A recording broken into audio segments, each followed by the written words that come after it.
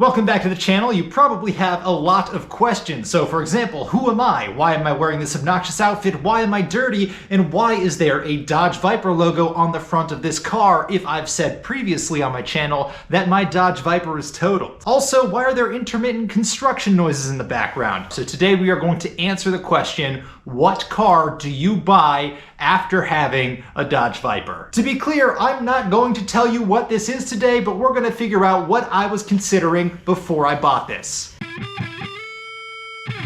So in order of precedence, this is my new vehicle. This is the car cover from my Dodge Viper, which only sort of fits the new vehicle. It is 43 degrees Fahrenheit in this garage, so I was extremely cold, but the obnoxious colors are just because I'm an asshole. As for the construction noises, we had a storm recently. It took out a couple sections of fence from my neighbor's property. They are replacing that actively. I'll do my best to talk around that, but I'm just going to apologize in advance. But back on the topic here, for anybody who's new to my channel, I bought my dream car for $35,000 in 2019. It was a 2004 Dodge Viper, and I put another roughly $3,000 or $4,000 into it to make it like the perfect version of what I had always pictured growing up. The exact spec and trim that I wanted, exactly how I wanted it to look. Paint correction, ceramic coating, a lot of odds and ends to make it a really nice example. And then earlier this year, I crashed it. I've already done a number of videos on that. If you're interested, I'll link some of those in the description below. But one of the big hurdles I wanted to get through was the insurance and the legal process. I'm through both of those now. Now that all that is resolved, I no longer have that to worry about.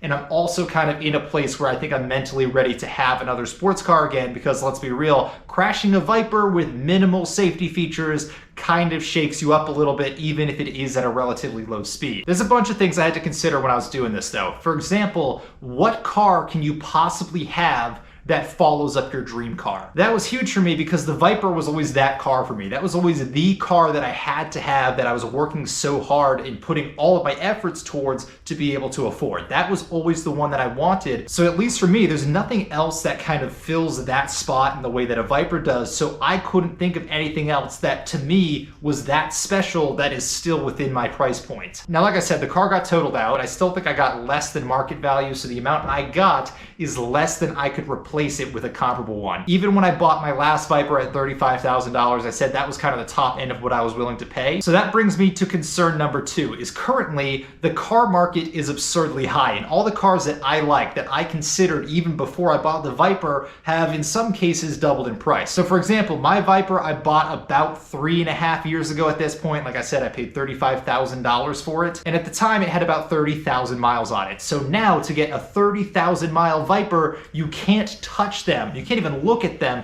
for less than $60,000 to $70,000. Even the ones that are like 2 to 3 times the miles of the one I crashed after I put a bunch of miles on mine. So we're talking like 70,000 to 90,000 miles on it. Those are still $55,000 to $60,000 consistently. Personally, I can't justify 60 grand on a car that I've already had and I've already experienced, especially considering it's a worse example than the one that I've already had. To me, mentally, that's just not worth it. I couldn't get over that, so that is not for me. But points 1 and 2 are very intertwined, right? To get something that's like Viper level special and Viper level fun to drive, first of all, that on its own is a huge challenge. But to do that in the current car market where prices are astronomical, it's extremely challenging. And I personally can't afford, or even if I could afford, could not ever justify spending that much money on a car, considering I could put that towards like retirement or towards like a house or literally anything else that isn't actively losing me money. So really the only couple cars that I was considering that I think would still be like the special dream cars that I could feasibly keep forever, those are the only ones that I would actually consider paying the extra for out of pocket, knowing that I'm going to keep them forever, so that the monetary value isn't as much of a factor and it's more that long-term hold. The cars in that category are the dream version of the Viper that I wanted, which is the 2008 ACR, but the cheapest one that I could find with the color combo that I wanted, because that's the only situation in which I'm spending that much money on a car, is if it is the exact spec I want. The cheapest one was $120,000. 120 grand. That's before transport, that's before any taxes or registration costs. That is more than half the price I paid for my house. I cannot justify that on a car. The only other cars I think would be special enough, a Shelby GT350, but those have also gone from like $40,000, $45,000 last time I looked around when I bought the Viper to now being $55,000 to $60,000 for a rough example, and probably like $65,000 65 grand for a good example. Again, I think that's just a little bit more than I'm willing to pay. A Nissan GTR, same thing. I could get a kind of rough one for roughly $45,000 before. Those are now $70,000-ish for a crappy example. And then the only other things that I really want to experience that I think would be a very special car is something with a gated manual. So the only things that were somewhat in my price point that I wouldn't even say are in my price point, they're just like if I financed it and took out a ridiculously huge loan to try to finance it, I could potentially stretch every dollar I have and get like an older Audi R8 with a gated manual or like a 90s Ferrari, maybe like a 348 or something like that. Other than that, I really just don't think there's a way for me to get a gated manual transmission car. The problem with that is if I got the R8, it would not be the V10 one, so it wouldn't be as special, it would be the V8 version. The V10s with a manual transmission start at $130,000, $150,000 to $160,000 is more typical. The manual V8 is still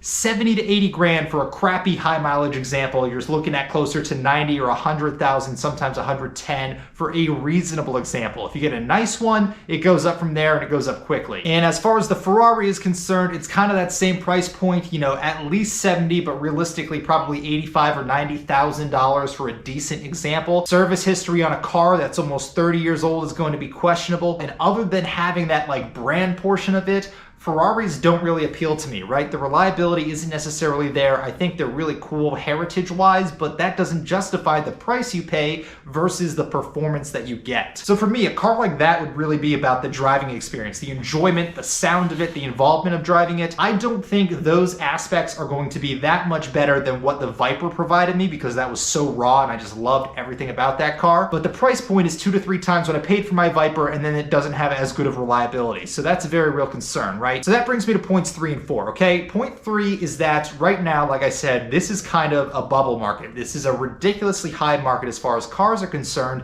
but the market is coming down and it's coming down quickly. So I can't really justify buying these cars anyway, but I especially cannot justify buying them right now with how the market's currently going and the fact that all of these are plummeting in value very quickly. So the Vipers, even though they're currently $60,000 for a crappy one, those same crappy ones were $65,000 to $70,000 a month or two ago. So they've already come down between $5,000 and $15,000. But that same premise is going to apply to everything that I was looking at, right? So I can't sit here and take a $10,000, $15,000, $20,000 hit because I bought something now that I wanted rather than waiting a year to get it then. The reality is, even if I stretch my money to make it work and to get one of these things, I cannot justify taking that much money and losing such a huge percentage of it knowing that the values are tumbling down. It just does not make sense to me. It's not something I can justify. So that was point 3. And point 4 is I want something I can enjoy, right? But I don't want something that is too costly for me to enjoy that I'm constantly worrying about that. When I first got my Viper and it looked like absolute garbage, I could ride the crap out of that car. I could do anything with it. It didn't matter. I could have gone off-roading if I wanted to. It would not have made the paint any worse. I think the first month to month and a half that I owned that car, that is the absolute hardest I drove it because it was already in rough condition, so it didn't really matter. But then after I did the paint correction, after I did the ceramic coating, after I did all the things to make it a really nice example, the paint was so fragile, I was always worried about, is it going to scratch? Is it going to get damaged? Am I going to devalue it? Because now it was this perfect version of exactly what I wanted. The paint was immaculate. It was always what I had envisioned as my dream car, and that's what I had made it. So for me to have that, and for me to now have this car get scratched up and damaged, it would lose that status in my mind as being this perfect dream car that I've always aspired to. The problem is that really limited my ability mentally to just go out and beat on this thing after I had all that work done to it, because I was like, you know, I don't want this to no longer be my absolute dream. I took a bad example and I made it too nice, and then that prevented me from doing the things I really wanted to do with it, like a lot of track driving. I didn't want to put quite as many miles on it. I didn't want to do as many road rallies. I was worried about rock chips. And let's be clear, I still had a lot of fun with that car. I still loved every second that I had with it, but it was still a little bit of a mental block that I couldn't get over. And by not worrying about that aspect of it, I could do more things like track days. I could do more things like driving it hard on the street and replacing parts and not worrying about it, and really have a vehicle that I just enjoy first and foremost. So that's point 4, is I wanted something that was probably a little bit more driver's grade car so that I could get my enjoyment out of it. Which brings me to point 5, which is reliability and parts availability. So I don't want something that's going to be constantly breaking because, like I've said, I've had highly modified cars. I don't want to go down that road where I'm just constantly fixing stupid things that break every 2 or 3 times you take the car out. After a while, that becomes a chore, and at this point, my time is a little bit constrained. I have a house that has to be cleaned, that has to be maintained. I have to obviously do regular maintenance on my vehicles. I've got my daily driver, I've got a full-time job, I have other commitments. So for me, having to constantly fix a vehicle takes a lot of the enjoyment out of it. I want to spend the time that I have driving it and not fixing it. Going into parts availability, that is ultimately why the Viper got totaled as well, right? Is they didn't have any fenders available, so even though the damage was not anywhere near what the value of the car was, they still totaled the car. But even if something routine broke, having a very rare car makes it a lot more challenging to get parts. And suddenly, if the car breaks, it's not just, oh, it broke, it's 2 hours to fix it. It's, it broke, it takes 2 hours to fix it,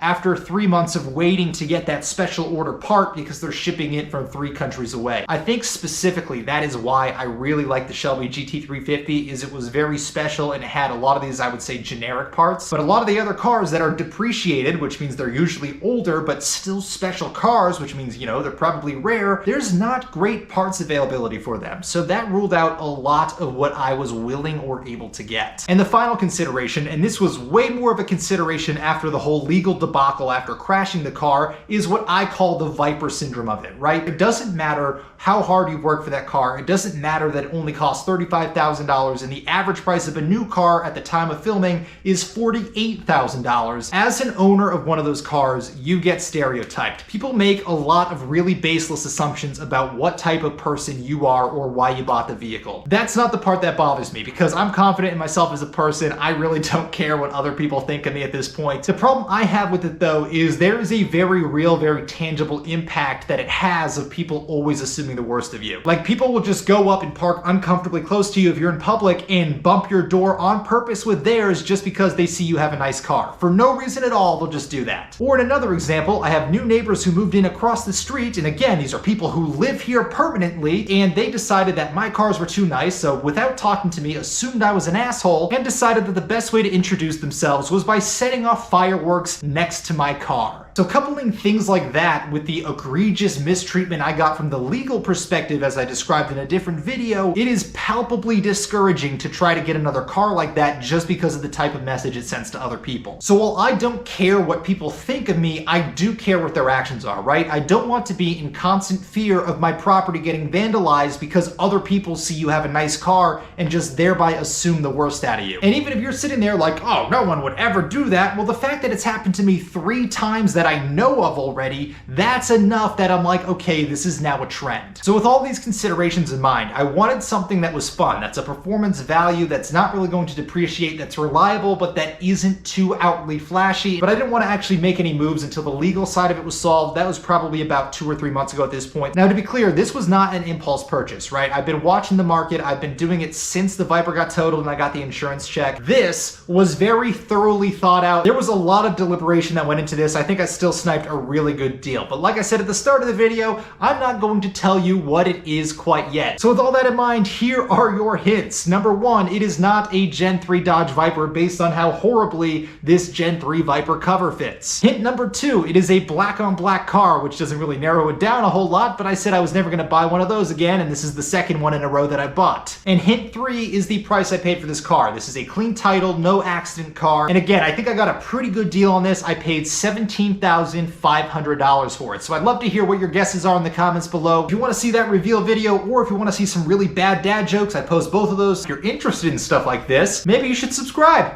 But in the meantime, that is going to do it for this episode. So I want to thank you guys for watching, and I will see you next time.